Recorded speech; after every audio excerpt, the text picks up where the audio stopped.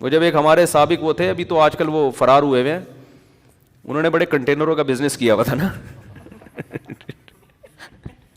سابقہ حکومت کے خلاف بہت کنٹینر تھے. آج کل وہ مارکیٹس میں ادھر گئے ہوئے ہیں, یورپ میں کہیں, کینیڈا وینیڈا میرا خیال ہے کہیں گھوم رہے ہیں. میں نام نہیں لوں گا پھر خام خواہ میں وہ نیا ایشو نہ کھڑا ہو جائے.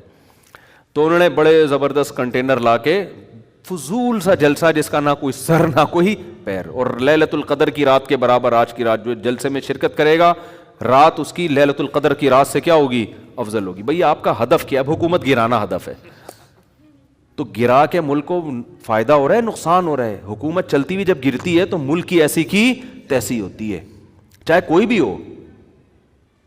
آپ دیکھو نا, ہم بھی مسلم لیگ کے کوئی بہت زیادہ حامی نہیں ہیں, خامیاں خوبیاں سب میں ہوتی ہیں, لیکن حکومت جانے سے ملک کو فائدہ ہوا. ایماندار لیڈر آئے نہ آئے وہ ایک الگ بحث ہے, میں بھی کوئی پی ٹی آئی کی طرف نہیں جا رہا, لیکن جو آپ ماہرین سے ملو گے وہ کہیں گے بھائی حکومت اپنا ٹائم کمپلیٹ کرے, پھر بے شک دوسرا آدمی آئے, پھر آپ اس پہ بحث کریں ایماندار ہے, نیک ہے, جو بھی ہے, جو ہم بھی کرتے رہتے ہیں کبھی کبھار غلطی سے, جو کرنا نہیں چاہیے, کیونکہ ایک نیا ایشو کھڑا ہو جاتا ہے کہ آپ نے عمران خان کو اچھا آدمی کیوں بول دیا.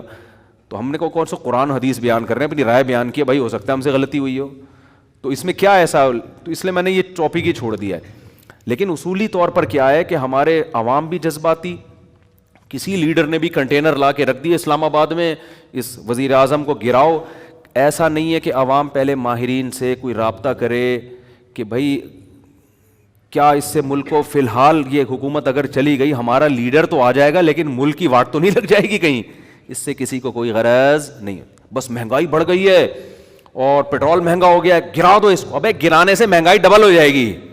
آپ دیکھو نا, حکومت گئی تو یہ گوادر والا پروجیکٹ کتنی تیزی سے بڑھ رہا تھا, اس کی ایسی کی تیسی ہو گئی کہ نہیں ہو گئی.